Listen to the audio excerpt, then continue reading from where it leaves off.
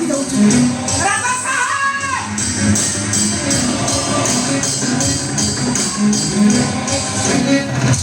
ଆଜ୍ଞା ସେମାନେ ଆସୁଛନ୍ତି କିଏ ଆପଣଙ୍କ ପିଉଛୁ ପୁଅ ଭାଇ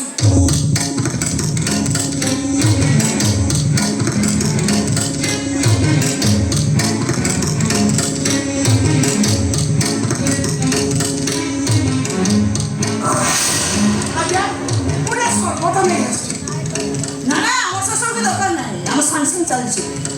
हाँ तुम टे बाहर अपेक्षा कर अंकल को सहित मोर किसी व्यक्तिगत पारिवारिक कथबार्ता अच्छी ना मंदाकिनी घर जन सदस्य सेठी रहिले किसी असुविधा नहीं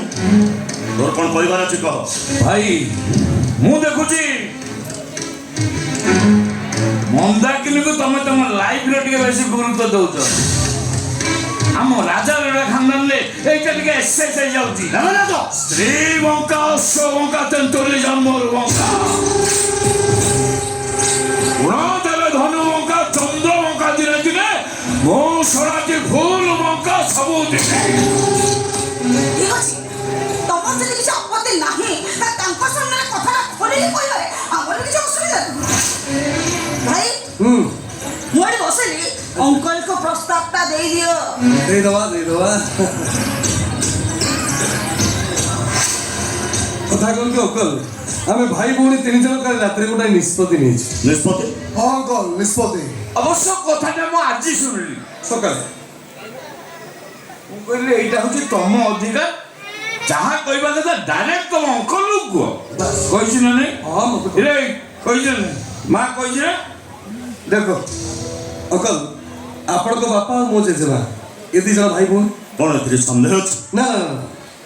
माणिकगढ़ तत्कालीन राजा स्वर्गत राजवर्धन जगदेव और पद्मिनी देवी मात्र थिले दी जन पुआ झील जड़े आपण बापा राजवर्धन जगदेव आउ जड़े मो जेजेमा पद्मावती देवी आपण पिउसी भारत स्वाधीन होगा परवर्त दिन में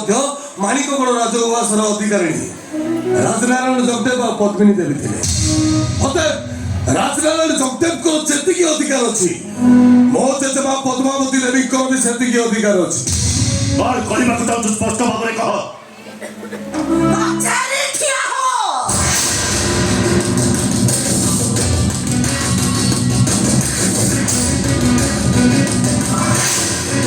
अंकल हम एक कथा कहबा को चाहू जे माणिकगढ़ राजउवास मथिले बाचारे ठिया हो माणिकगढ़ राजउवास दी भाग रे विभक्त हो हे देखुछ कथा जाए सरेनी अंकल मुंड बुले जाए पूरा कथा तो सुनले अंकल हार्ट अटैक हो जाए आई डोंट केयर कि मोला के गोला सके मोर के चले जाय रस नहीं कौन अंकल थोड़ा भेजारे पसीना